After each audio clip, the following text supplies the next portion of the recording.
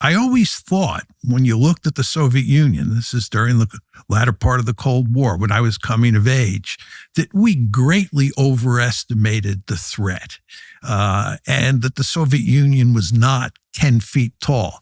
So once the Cold War ends and then we segue into the unipolar moment, I'm already moving in that direction.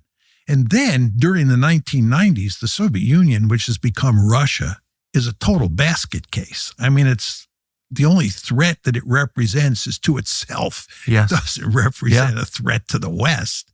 And in fact, Tucker, NATO expansion, which really gets going in 1994, that's when Bill Clinton decides to expand NATO, is not designed to contain Russia because there is no Russian threat.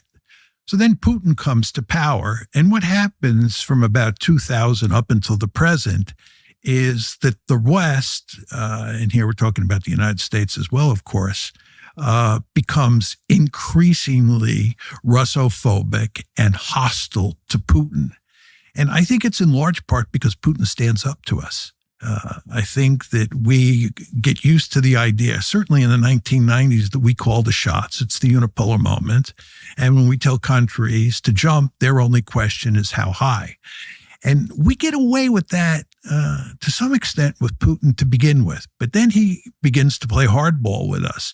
And he gives a very famous speech in Munich in 2007 where he throws down the gauntlet.